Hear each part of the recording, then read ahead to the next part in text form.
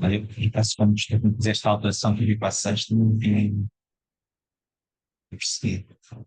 O material assim, das aulas, na primeira aula, tiras lá.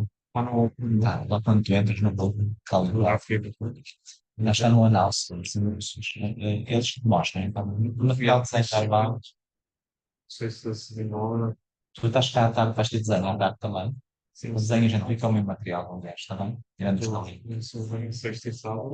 Pode acontecer é que não tenha assim, do aliado do meu, está bem? Hello, Maj. Hello, hello.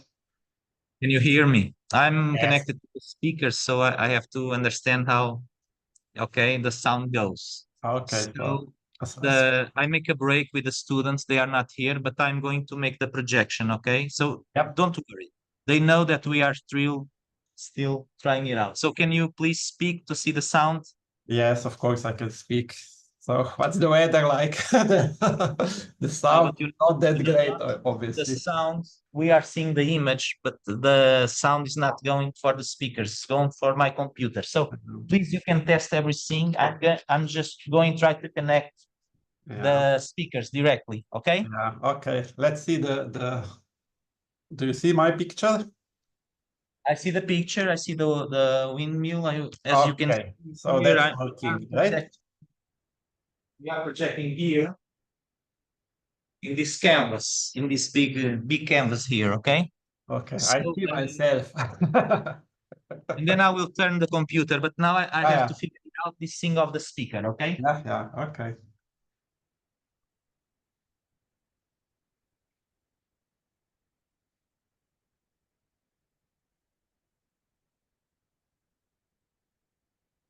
Acaba de ver onde é que isto vai dar.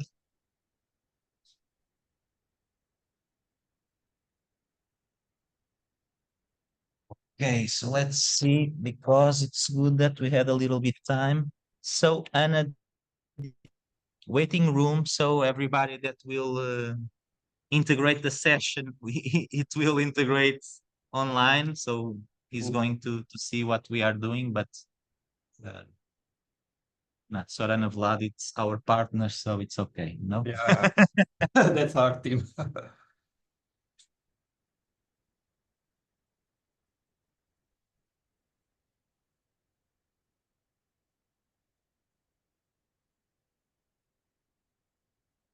Can you speak now?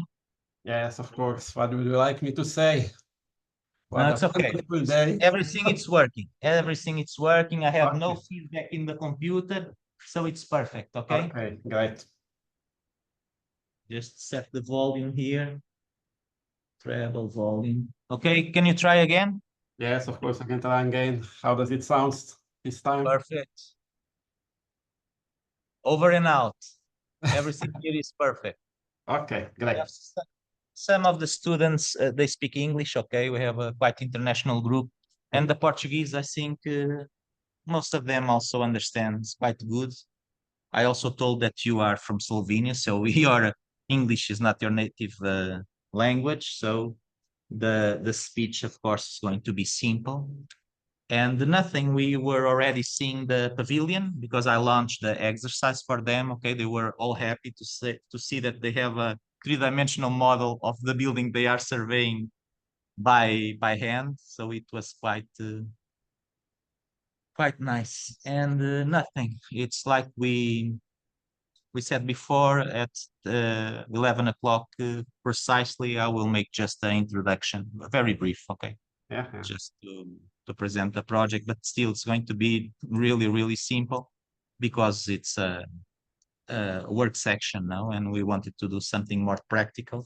And I prefer that you have the time to explore the models, okay, and the process. I think that's the main idea. Okay, we have several classes. Anna is on the other side of the building.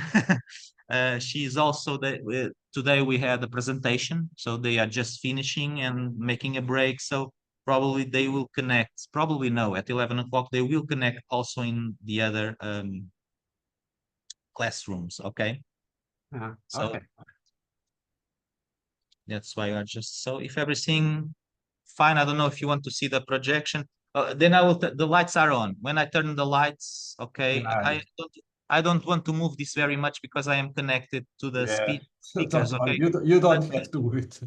anyway, the canvas, it's much bigger than what seems in this angle. Don't worry, okay? It's big. Okay, so yeah, just going to close the mic, okay? Okay. If you don't have any questions at 11, then I will start, okay? I'll Yeah. just put this. Okay. See you then in 10 minutes. I will talk, yeah. Yeah. I will leave the camera on, okay? Yeah. Okay. Don't worry.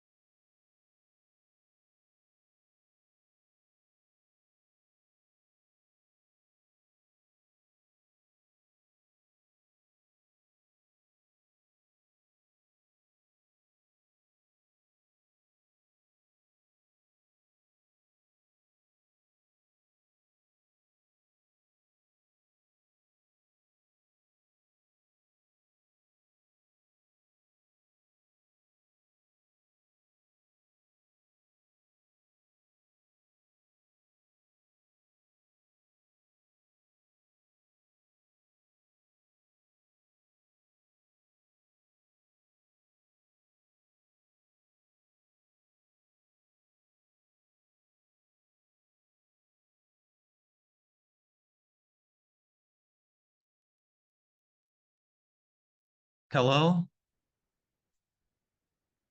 Welcome to the training session of SNET Plus. We still have some minutes to start the session, okay? My name is Gilberto Carlos. I'm sorry, but I'm not Joana Quintela. Joana is the name of the coordinator of the projects of the University Portucalense, okay? I will make just a brief introduction of the framework of the project, very brief, because this is a practical session, and what we want is to hurt Madge, okay? To try to teach us the basics of photogrammetry. Nevertheless, I'm just going to introduce to say that this is the SNET Plus. It's a pedagogical project of adult learning. So the idea is to be a practical training program to generate pedagogical material about the basics of photogrammetry. So we all know that this is a technology that is changing very fast, and especially in archaeology, architecture, urbanism is going to be a tool, surely, to be very useful in the future. So it was a great opportunity to join all these partners. Okay, so as I said, the project leader, which is the UPT in the name of Joana Quintela. Then we'll have the AK Association in Hungary. We have also the IVA, the Institute of Vernacular Architecture, which Maj Juvanek is going to be the main speaker of today's section. We have the Tectum also office in Romania, and we have also other pedagogical partners that they are not part of the main organization, but they will, of course, be so important for the project. So we are projecting here the session live. Okay, I will turn to the audience because I think it's better for the speakers to see the dynamic of the presentation itself. So I'm very glad, very happy to welcome everybody to the online session. Okay, I will welcome Maj. I will want to pass the word to thank him very much, because not only he is going to teach a little bit how is the process of making the photogrammetric model, but also we are using as one of the case studies the building that we are surveying in our design studio class. So we managed to articulate the program, the Erasmus Plus program, with our teaching unit, which is the main goal of our university now, to use this kind of extra activities to increase, to enhance the potential of the students. So thank you very much, everybody, and without any delays, welcome, Maj. Yes, thank you. Greetings from my side as well. I am Majuvans. I am from Ljubljana, and I will be taking you through basic of the photogrammetry, just to show it what is it and what can be done. So if we are going too fast or something, please tell me, and we'll try to be a little bit slower.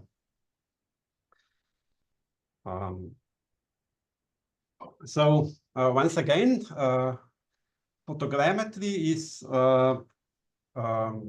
is the topic of today's presentation. So what is photogrammetry? That we won't go too deep into definition. It's a skill or a methodology or maybe a science of creating building surveys or creating 3D models from the photographs.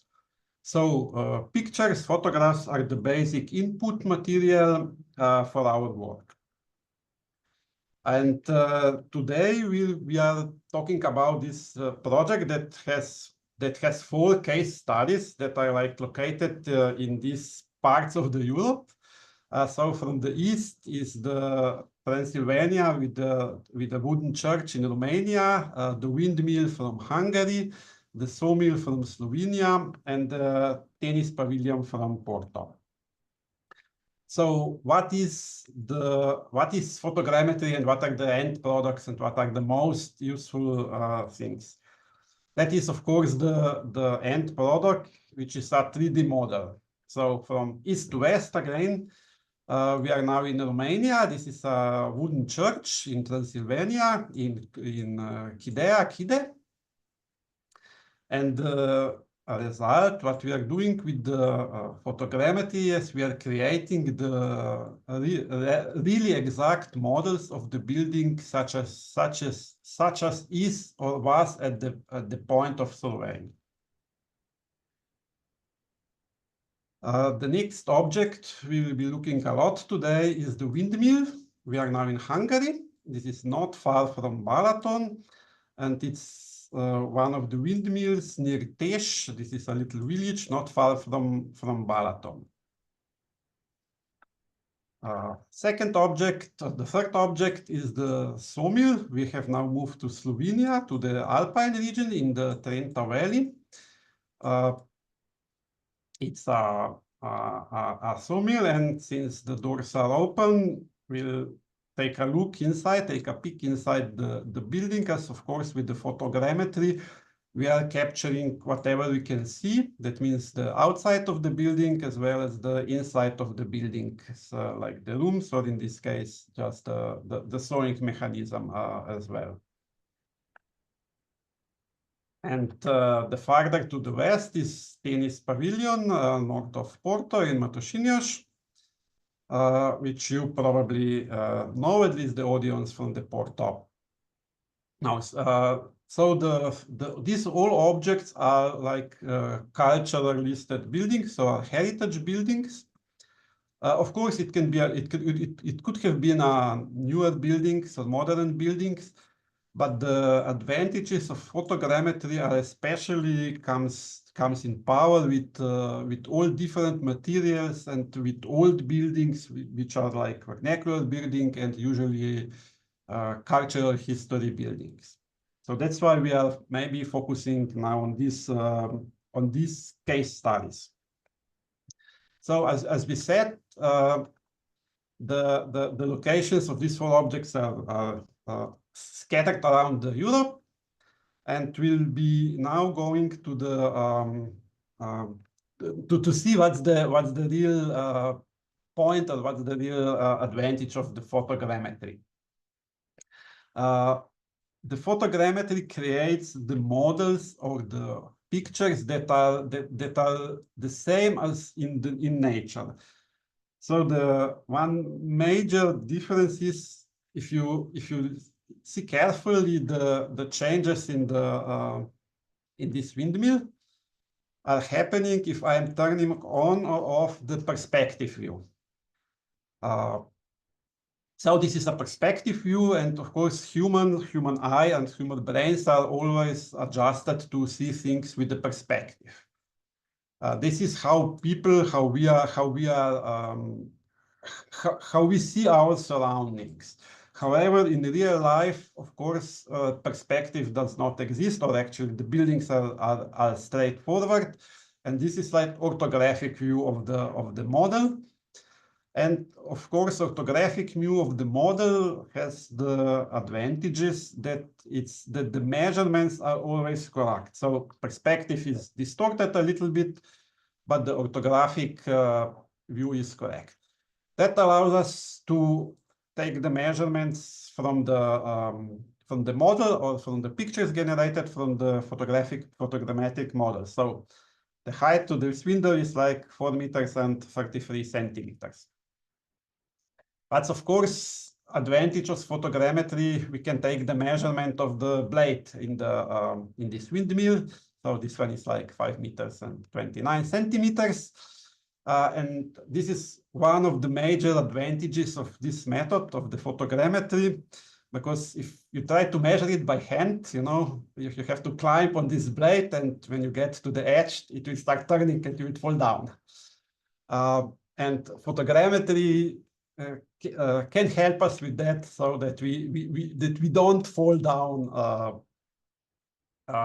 from the buildings, and that we actually can see and comprehend the building as a whole. Another advantage, to say so, of the photogrammetry is that we can understand the building really well. So this is like a model, and we can like turn it, we can open it, so to say.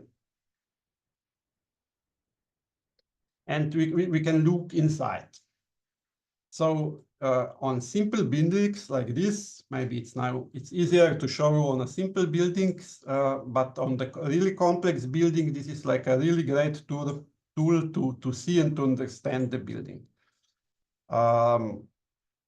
You can see the levels, you can see the rooms inside the buildings. And of course, as this is the circular building, we can like play a little bit more, and we can like remove the walls. And we can have some really interesting views of our surveyed buildings that are quite complicated or hardly impossible the other way. So you can see the mechanism here from the wind power to be transferred into the vertical power, and the whole mechanism that is working for us as a users of architecture or of buildings. And of course, the photogrammetry has some advantages, and of course, we have to know it's not an almighty technology or techniques. It has its limitation, but it has its strengths. We have seen a couple of them. Of course, the next one is the precision and the level of details. So we are now looking at the roof and the details and the wooden details of each part of the wood that is really hard to capture any other way. And you can see like the material, the texture, you can see like maybe the rain will leak into the roof at this shingle. These are the details that are more or less impossible to capture on surveying with the classical methods. Of course, photography can be as well as precise as this, but then again, the normal photography as we take it, is always a perspective view. So like before, we can always measure here on the models, and the measurements are exact from everywhere we take a look. Well, this is of course not possible to do on the photograph. And this is like the main feature or the main advantage of photogrammetric surveying, that we get a really good data or information on the building itself. So where is that useful? Of course, it's documentation of the building that was at the state that was surveyed. So for the conservation offices, this is like a really good way of documenting the building. And another quality is that, of course, we can understand the buildings really good. Like if we are interested, we can take a look how this church looks from the inside.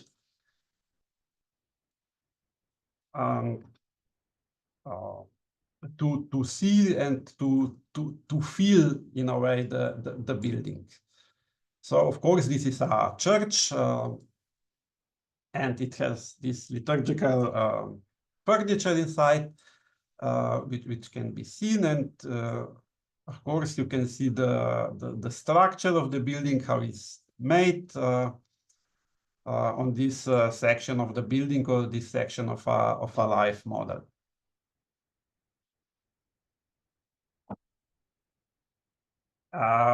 So what's behind it?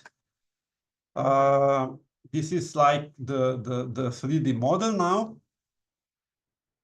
that we can that we are looking at, but actually what computer makes, we have now switched to another view. This is the polygon mesh that is creating around the building. As we know from geometry, every form can be described by triangles. And as far as 3D models are concerned, like this, the computer makes like these little triangles around every shape that is captured on photogrammetry. And even before that, so before we are going to before the process before the 3D model and the structures is point cloud. So the point cloud is what is the native format of photogrammetry.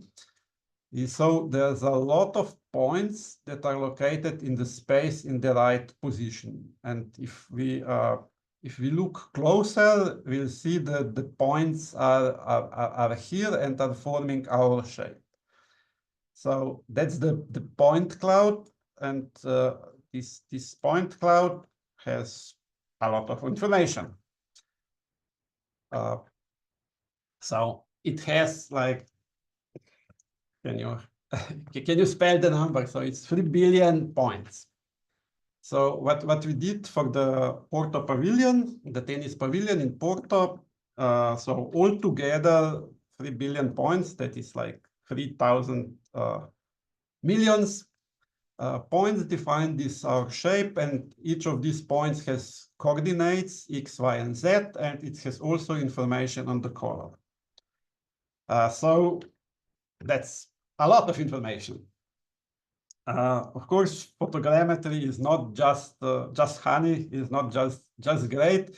It has its limitation. Of course, that volume of information is hard to comprehend for the human, and it's probably hard to manipulate.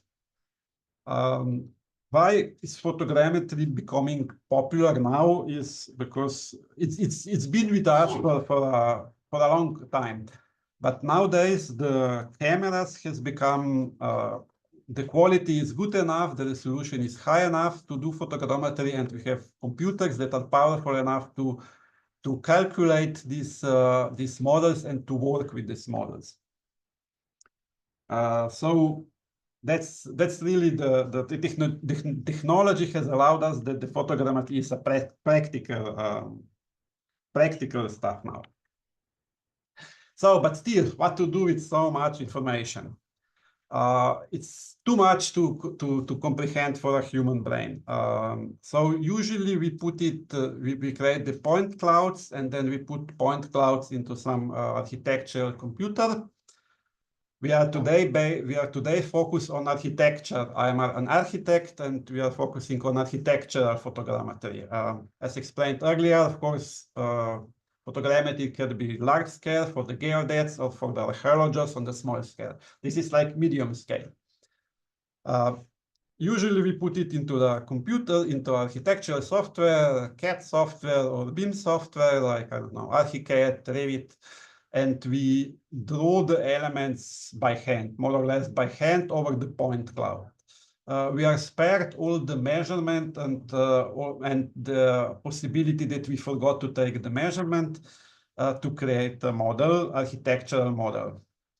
Of course, this model has far less information. If we take a look at this wall, for us, the information is where the first point is and where the second point stands, and the length and the width and the height of the wall, and maybe the color of the wall. These are like 6 information in the contrast to like 100,000 or 1 million that a point cloud would have for this wall. And of course, what you can do then, this is a photogrammetric view. It has another disadvantages, like you see the greenery, and this is like the classic section and the model view. We won't go today this way, what we have to do afterwards with photogrammetry or with photogrammetry with the model, but we'll now take a look at how we get to the model that we saw on the pictures before. So of course you have to go on site to see the building and to make pictures. You see, you haven't get the feeling of the context before, and I was showing you for a couple of minutes this windmill. Of course, the contents cannot be created by photogrammetry, or it's like harder to create it. So you have to go to the site and start preparing what to do. So the first decision it has to be made is what to capture on our photogrammetric survey. Normally, everything you see from a human eye is captured on the camera. So it really matters what is in the building, like preparing the scene. So this is the church. It has a lot of like pictures and other elements inside. We could have taken the pictures out. Of course, they're just the pictures. Then we have to decide whether to take the pictures out and we will be able to see what's behind the picture or behind this picture. But maybe these pictures are vital part of the building and it's better to have them on the model. What about this bench? So is this bench vital part of the building, or should it be moved out? What about this carpet? The carpet is covering the floor. So if you leave the carpet in, we won't see what's the texture of the floor. And what about this carpet? And this bench, this table, we know that this table is not original on this position, but we've decided to leave it as its structure. It's explaining the building by itself. And this is now the sawmill from Slovenia.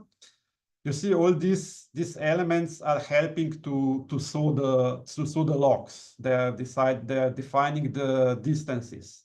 So are they part of the building or should they be taken off the building? And what about this chair?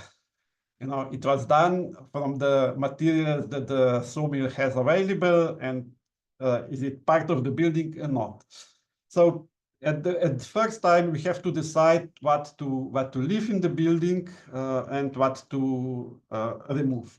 This is especially the case in cultural heritage building where there is a lot of stuff usually inside.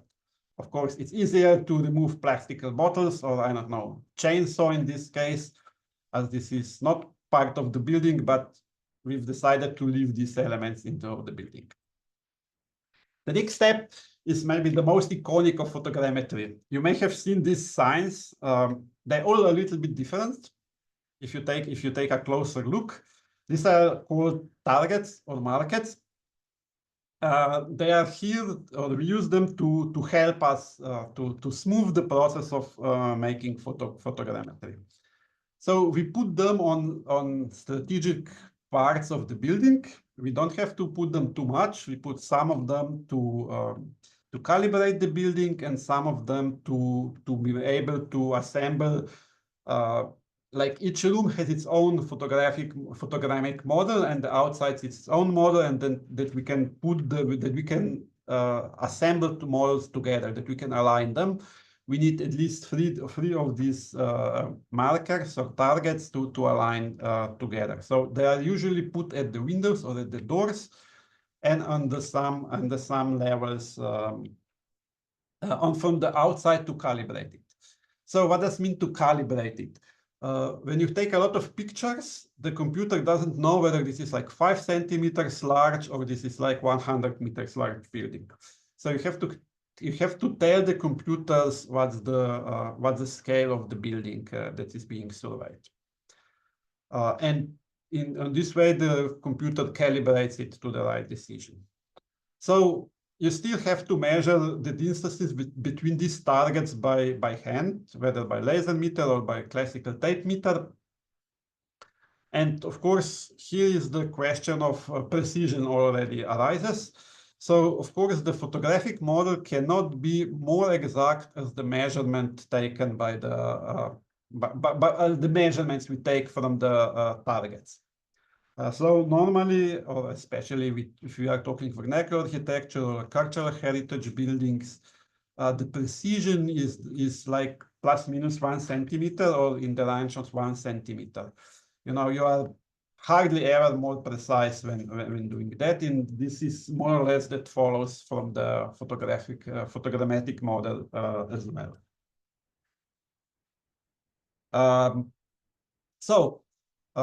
When we have the targets on, when we have the measuring, the the process of taking pictures starts. The pictures, how to take the pictures. So for instance, for this sawmill, 1,200 pictures altogether were taken to create this kind of model. They were taken, half of them is from the outside, around half of them is from the inside. The really important thing is that each picture is taken from a different standpoint. So you have to move for each picture that you take, and that each or every point on the of the building is taken at least on 3 pictures. So in theory, 3 pictures. In practice are a lot more of them. And okay, all these blue squares is where the camera was being set and where the picture has been taken. So we go around the building more or less. And if we have some special details like windows or holes, or in this case, this system for driving the water to the sawmill, we take a special or we increase the number of pictures taken. We increase the number of pictures taken there. If we go to see our windmill again, maybe you can see it here more clearly. So the pictures are taken from around the building at approximately the same spaces, differences, but that is like not that important.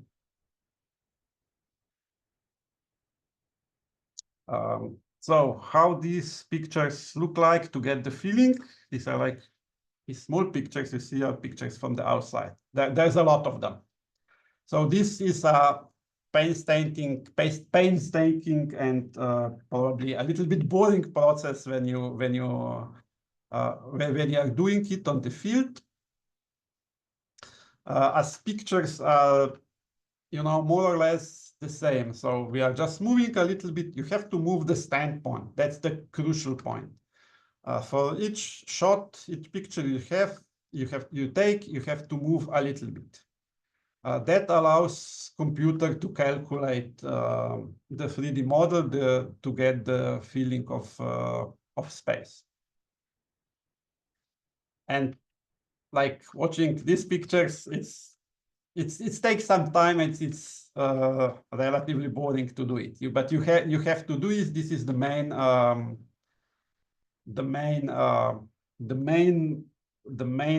project, the main work you have to do with photogrammetry. So going back to the pictures, what tool do we need to do that? Taking the pictures can be done with any camera. Usually, if we can choose, we choose like SLR camera with like a little bigger lenses, so the more light gets in. But this is not really necessary.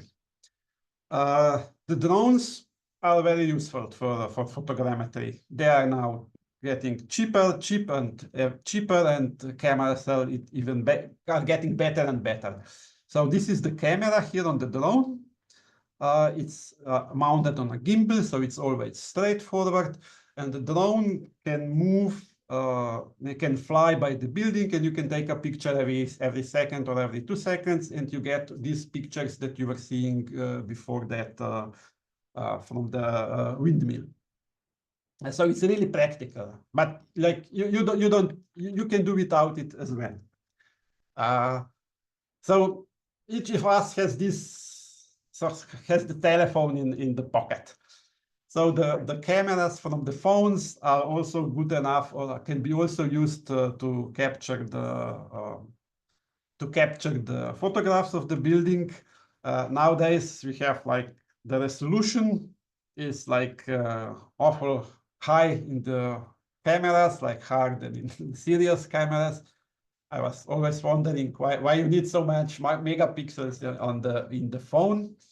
But in case of photogrammetry, that is useful, because the higher the pixels are, the higher the resolution is, the better quality of the better is the quality of the model, because you have more information, you can work with more information, and then you can discard the bad information or the information from the pictures that don't create your model, that are not relevant to your model. So any camera goes, even the photo, even from your camera. And of course, you need a software. There are a lot of softwares. Some softwares are free. Some softwares are also available like online, that you just upload the pictures and the model is calculated from the cloud computer. If you are using your own computer, of course, the better the computer is, like the more memory it has, faster processor. That means that the calculation process will be done faster. But it can also be done with a slower computer. It will just take more time. So this is like some screenshot of calculating. Like this is like 1 hour and 40 minutes left for this calculation. This phase, this one is like, I don't know, been calculating for like 7 hours. But that really depends on the quality of the pictures you put into the software, on the size of the building, and of the speed of your computer. And of course, you have to know you don't have to sit behind the computer for 2 hours when it's calculating. You just set the parameters and set it going.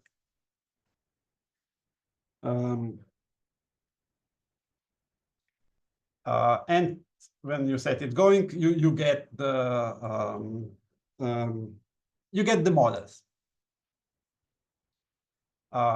So what does computer does when computer is calculating the models? Let's maybe go to Tesh again.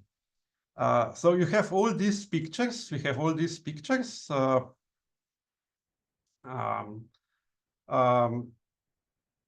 And computer compares each picture with another picture. So we'll see now that. So we have selected one picture from the database.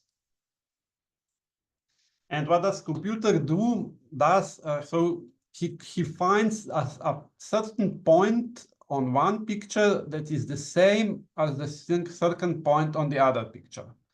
So you see these blue lines. The red lines are not okay. They are false. The blue lines are matching the same picture, the same point on the picture on the first picture with the second picture.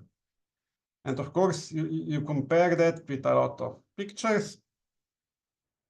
And that is how computer figures out what is where in the space. So that's the theory. So of course you can see it's getting from better accuracy to the worse accuracy. And the result, of course, it's the point cloud, and then the 3D model of the building.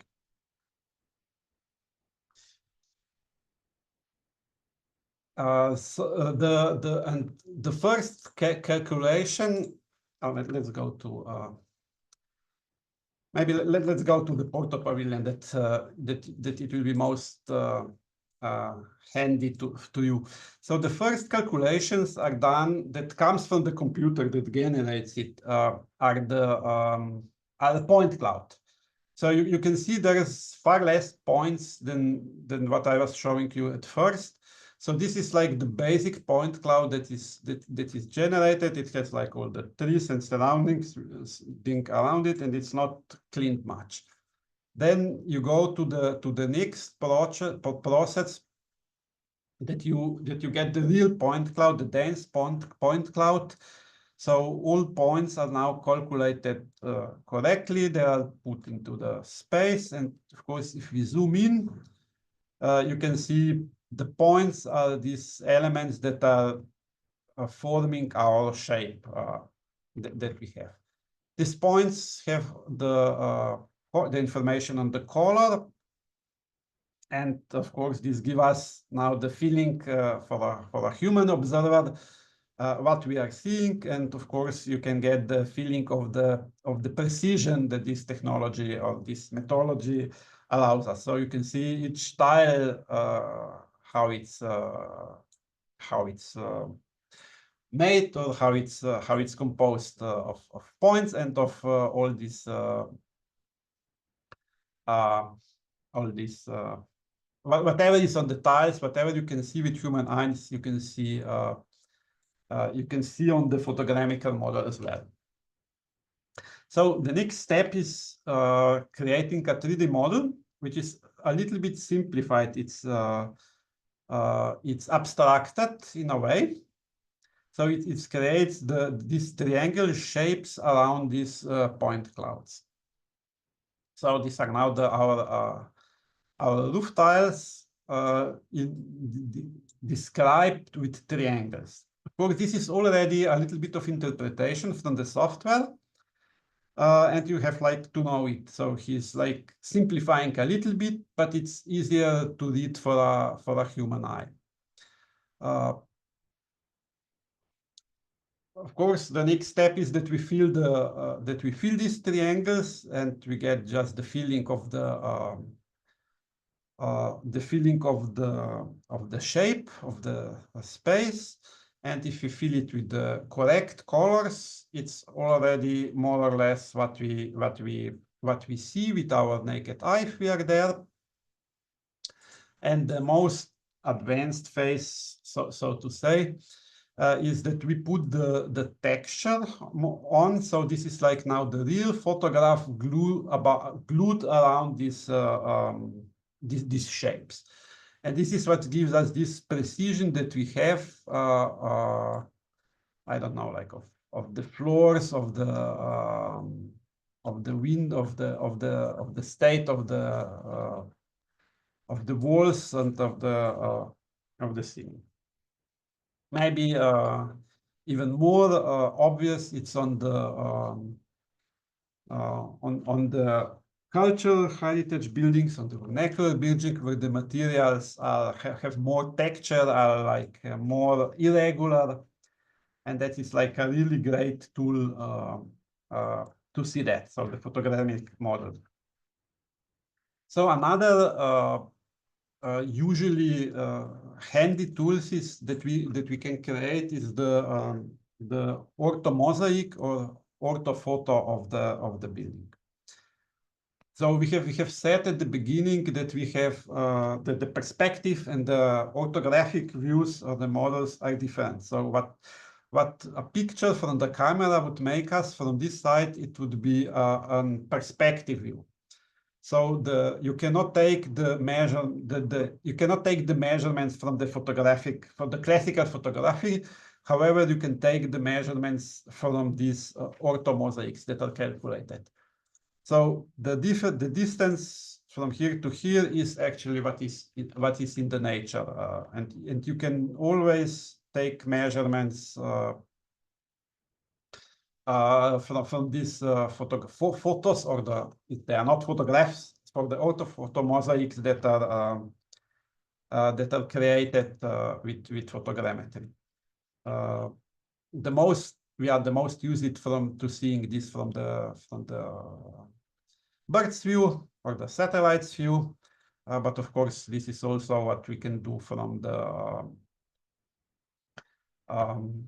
with the help of the photogrammetry, and this is one tool. And of course you can like use it as an elevation, because it's more or less like it is. But of course with the hand-drawn elevation, you can never draw all these details.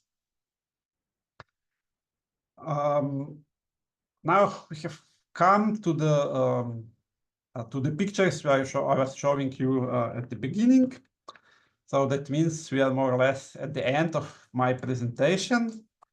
Let's maybe make a short summary that the photogrammetry is a great tool method for surveying the building. It has many advantages. It creates a model that is really exact, that has a lot of details, but it's not almighty. So it has the number of information has also a downside. It's maybe hard to manipulate it. It takes a lot of megabytes or gigabytes to store it. So it has some limitation, but especially in the field of cultural heritage and like old buildings, old material, it's very practical, it's very useful, and it can save a lot of time surveying the building.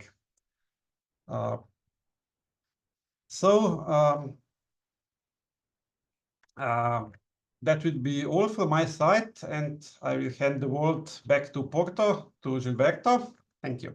Thank you so much, Maj, for the wonderful presentation. I think that you are going to have a lot of contacts by email asking for you information about the pavilion. Please don't give them anything, okay? They have to, okay? It was a wonderful help. Thank you so much. I don't know, first, if somebody else of the project want to say something. We have the technical mentor also online now, Gabor. I don't know if you want to introduce yourself or say some words, or we can go directly to a round of questions. So first, I would say if somebody of the some partner or somebody of the team want to say hi or just to add something for the presentation, you can. If not, we will go directly to the round of questions, okay?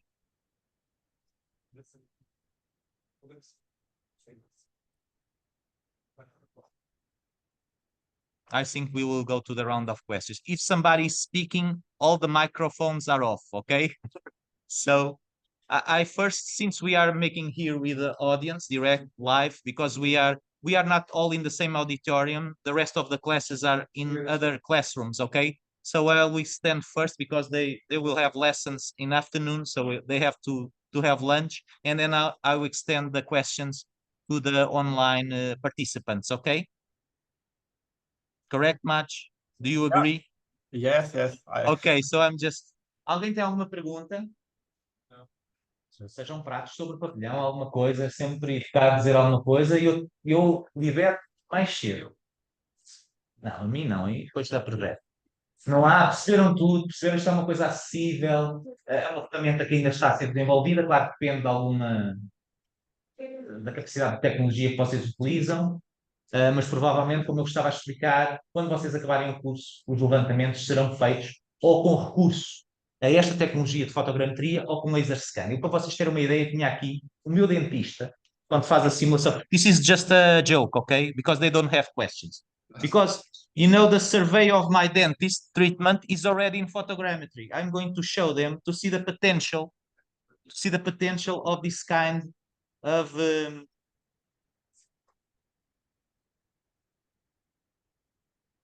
conseguem ver, isto é a mão do meu dentista. Todos os meus dentes, não é? Para fazer algum restauro, não sei o quê, são feitos diretamente em fotogrametria. Para colocar assim um aparelhozinho na boca e, inclusivamente, pode abrir e fechar, sem tu abrir e fechar a boca. Isto não é um vídeo, é um modelo tridimensional.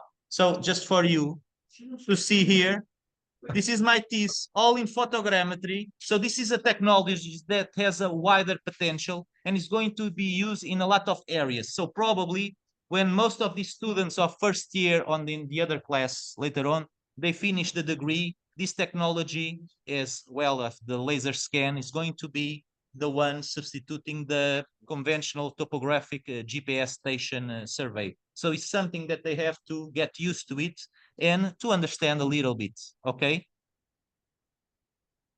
So, any question? Ninguém, they have lessons since 9 o'clock. They want to go and have lunch. But I think they understand everything. So now I will extend to the online participants. If somebody wants to say something, just connect the mic and put your questions to Mach or myself. But I think... Não, por favor, não saiam já, tá bem? We have a very passive participants today, Maj.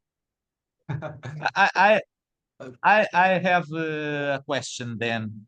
How about the weather conditions, Maj? Is something that we have to also to be prepared when we make this kind of survey?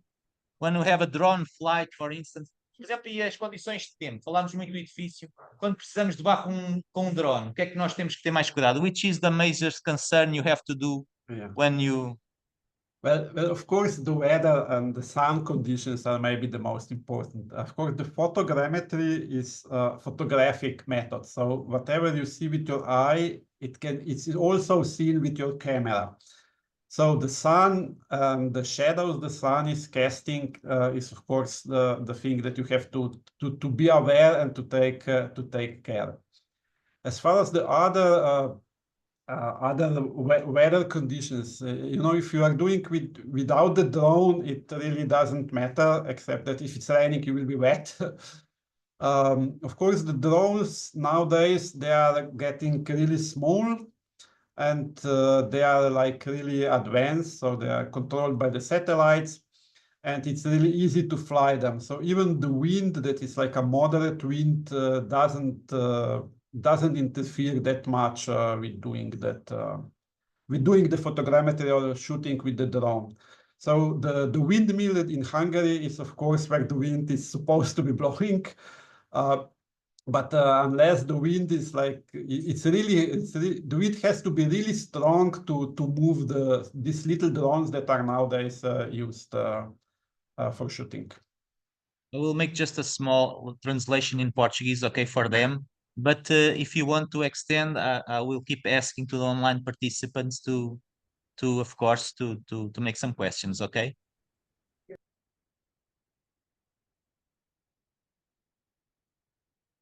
So maybe in the meanwhile, yeah. Sorry, Gilberto, I was just. Okay, I will listen. Portanto, tudo que seja de percepção visual, se vocês não perceberam bem, obviamente a câmara também não vai conseguir resolver bem. Portanto, tudo que seja a ver com sombras projetadas, demasiado luminosidade, vocês não sei se perceberam, ali no nosso modelo percebe-se que há umas sombras de umas árvores, portanto é uma coisa que nós temos que ver como é que interfere. Muitas vezes até quando o sol está demasiado forte, imaginem que há um alçado que está com muita luz, e no outro fazemos o levantamento na mesma altura e está em sombra, o modelo vai ficar estranho, não é? De um lado vai ficar, portanto aí a ideia é fazer levantamentos separados, tenha mais ou menos a luminosidade. Essas coisas têm que ser acertadas e aí não tem a ver com o domínio da ferramenta, tem a ver com a vossa sensibilidade e inteligência, não é? E prática, bem senso. Outra coisa do vento, o que o Márcio falou é muito importante. Eu quando comecei, não conhecia há tanto tempo, mas já chamava velho, mas fiz o primeiro levantamento fotogramétrico que foi nos Açores. Pá, o clima muda muito. E de repente nós começávamos a voar com o drone, vinha um vento daqueles ciclónicos e eu tinha que ir apanhar a bateria do drone na montanha. Entretanto, não só o plano de voo pode ser controlado por satélite, portanto é uma coisa muito mais estável, ele até prevê, pá, atenção, vem uma rajada de vento e ele estabiliza, como a própria estabilidade destes aparelhos é muito melhor. Portanto, ou seja, teria que ser mesmo uma tempestade agora, a não ser que seja aquelas dronezinhos que vocês compram no Toys R Us, não é? Mas de resto, ou seja, já há equipamentos que conseguem prever isso. A luz continua a ser aquilo que vocês têm que gerir no levantamento. Portanto, o aparelho não vai dizer isso. Claro que já há softwares que fazem alertas de luminosidade, atenção, aqui está muito intenso, pouco intenso, tem que ser correção. Há softwares que até tentam corrigir, mas a melhor maneira é vocês anteciparem esta situação e preverem, pá, atenção, está uma diferença lumínica tão grande que eu vou ter que fazer isto de forma separada, ou então escolher, por exemplo, quando nós, a Geórgia, nós estávamos quase a 3.000 metros de altitude, ou seja, o sol, quando nascia, pá, aquilo era aquele fogo, como voeiro, ficava tudo, parecia que os edifícios até brilhavam. Portanto, nós começámos a fazer o quê? Antes tinha que ser mesmo cedo, quase no crepúsculo, para ter uma luminosidade constante, que era chato, levantávamos cedo, não é? Mas não era uma experiência que valia para a aventura. Okay, Mash, thank you so much. I don't know if these people are eager to go to lunch. If they don't have any questions, if nobody has any questions in the online audience, for me, we can call it done. And it was a very wonderful presentation. You were very synthetic, which is very good for this kind of audience, okay? So thank you very much. So thank you and have a nice day. Thank you. Vamos só agradecer com uma salva.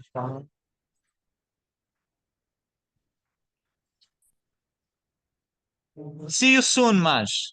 Yeah. Thank you so much. See you, Okay? bye. Bye-bye.